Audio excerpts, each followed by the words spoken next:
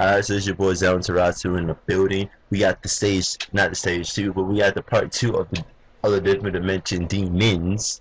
Different Dimension Demons gameplay. So, changes that I did to this deck so far is, one, I put the level 10 guy to 1, and I don't play the level 8 guy anymore because if this deck do drop, when this deck drops, there was one thing I noticed like immediately was that Ragnarok is a Shonen Jump card.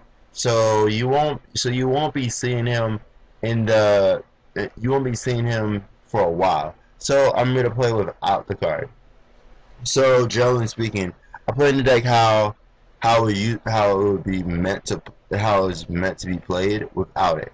So Trigger is a really good card in this deck because one, you don't take any damage. Two, you get a free draw. Yes, your opponent gets to do the same thing too, but hey, doesn't matter because 9 times out of 10 DDDs are going to control your field. They're going to control what your opponent does because Dark Witch is an amazing card.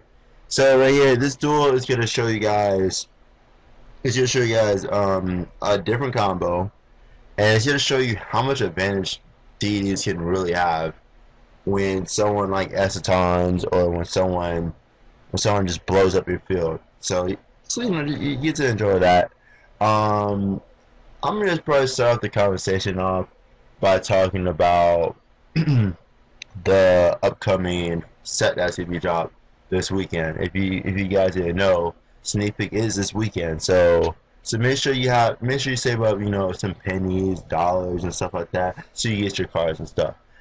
I would say my greatest fear on decks that I do not want to, decks that I'm going to hate if I were to be playing this format seriously, but I'm not playing this format seriously because I'm going to Germany.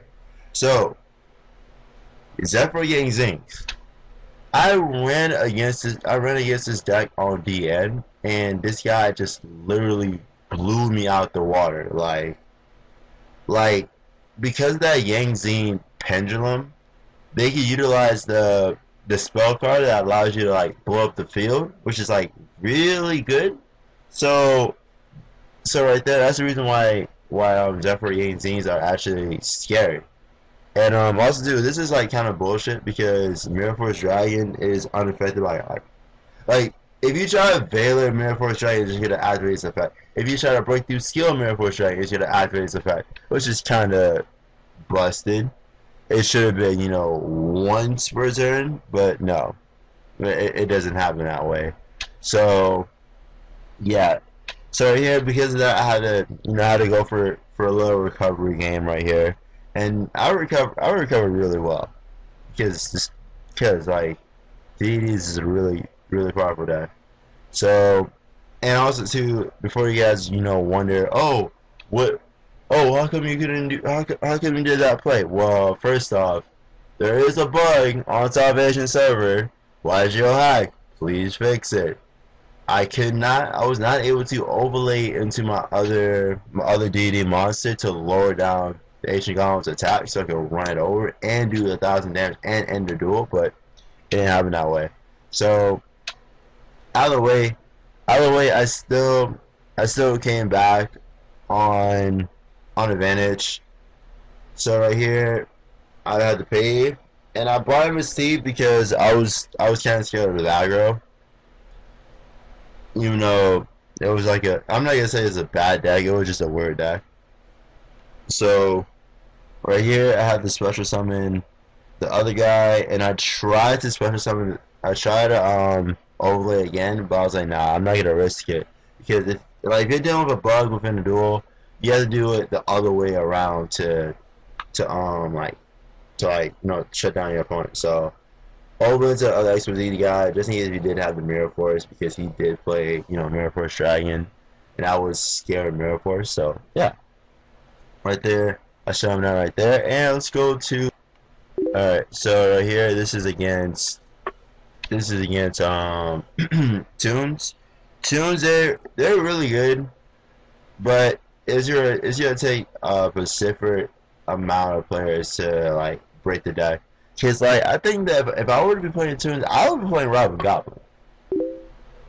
I would be playing Robin Goblin. Because Robin Goblin is like amazing, and your two monsters are generally attacking your opponent's life points directly. So you will want to kill off your opponent's hand as much as possible. So right here, I started off really strong. I have a huge advantage on my opponent. I have a huge advantage on my opponent. And I didn't know what this card did. So if you control two worlds, target one person monster your opponent controls for summon 1/2 monster from your hand or deck. Oh wow, that's really good. I don't know why he didn't activate that though. Yeah, he should have activated that. Oh wait, actually no, because I have like a level 7 or level 1. I don't know if there's like a level 7/2 monster. I don't know. And there's a level 6 because of some skull. So that's interesting. So I pretty much dodged a bullet right there. So I do that. I go for the huge combo. This one's gonna lead into it's gonna lead into like seven. He's gonna be at 700 life points. 700 life points. Now, if there was a way to make it OTK, I would need to have like another DD monster that's level 4 or lower to like with like some damage to do the setup. I wait for me into the battle phase and I go Dark Witch to pop so that he doesn't so he wastes his battle phase, wastes his entire turn pretty much. And I just kill him. I just kill him, and yeah, I just drop really nice because I just felt like doing it. Another deck that I generally hate this upcoming format too as well is Infernoids. Infernoids. Just like Infernoids, all they do, like, I'm not gonna say all they do is just mill. It's what they mill what hurts, because I'm not gonna say reasoning in that deck is unfair. It is so unfair. Oh, I'll just mill all my monsters to the grave and just generally just shut down the opponent. Like Lilith and I can't say the other guy's name for the life of me.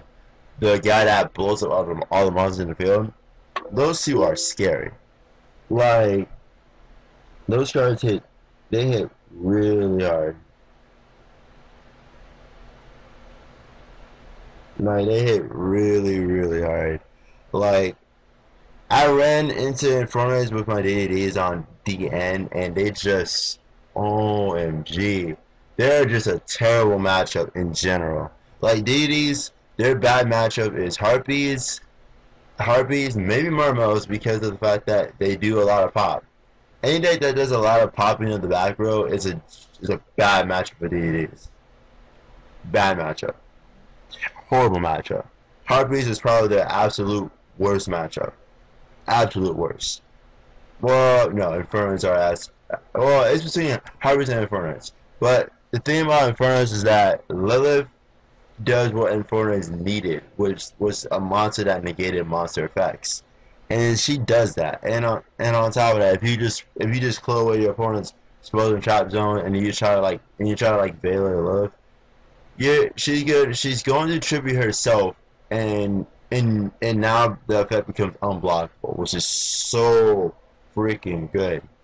So in this format, if you do run against Infernoids, I would recommend playing Breakthrough Scales and Phoenix Chains and Veiler, because Infernoids, they're a deck that they are a force to be reckoned with.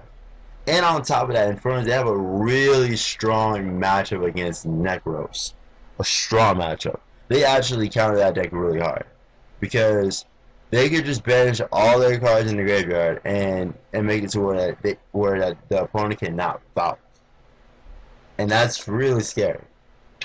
As a Necro player, you should. Well, I mean, I don't play Necros, but as a Necro player, you literally would have to be. You literally would be scared of Infernos, because they counter. They counter you so hard. So hard. And the new Burn Abyss cards. I don't know how that's gonna work. Because I mean I tried Burn Abyss like maybe like four times. And I wanted to play the Burn Abyss with the ritual one because you know I like to be weird. I like to like get cards like going and stuff like that. Unlike, you know, the Yo Senju trap card, which I can never fucking go off. Like, well, not that's not true. I gotta go off one time. Then I misplayed, and then it became an error occurred. So this is the profile of the DDD deck. Now I'll explain my card choices. I play one of this guy because just in case if my opponent does play Yugi Asagi, I can just discard and keep my Hellgate. And he's the guy that I cut off for the Ragnarok guy because Ragnarok, like I said before, he's a show and jump card, so you're never gonna see him for a while. You're not gonna see him for a while. So instead, I play the 3000 beater instead, and you know it's not bad to have it's okay to have you know a huge beater, even though it requires having the 1 scale and the 10 scale to get off, or you can bring it off. You can bring it off through the through the fusion combo, and that's the one how to run it off. Kaiser, he just generally just one shots people. Like his one shot game is ridiculous. You generally want to have him go off at times. Him and DD Resource Management are best friends. 2 Leonidas is a given. Proud Org is a given to set up for the Kaiser play. 2 Cerberus, he allows you to do your fusion, synchro, XYZ combo. 3 Lilith. Lilith is an amazing card. She adds back any DD monster from the graveyard or in the pendulum zone back to your hand. 3 Howlings. He's like the spirit.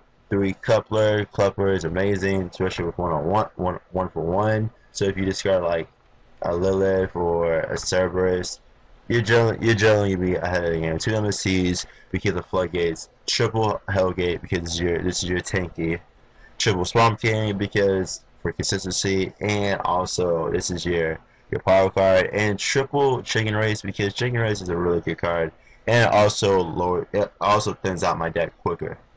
1 Boundless because it's boundless for defense measures. I maybe cut it out for like maybe a warning or something like that. Triple Reckless Greed to get into my power cards quicker. Like I said before, I may be putting Trap Stones in. Judgment Scales, I'm trying to discard as a one of. It hasn't gone off yet, but if it does, then you know, then it'll stay in there. But now when I draw this card, I accidentally set it at times when I should not be setting the card. So it's just there to test out the card. DD Resource Manager, I'm thinking about putting this card at 2. Yeah, this card is amazing. This card sets you up for the Kaiser OTK. Really good.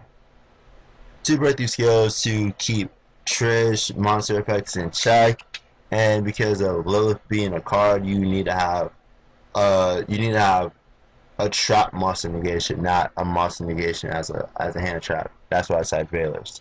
And 3 Dark Witch because Dark Witch is amazing.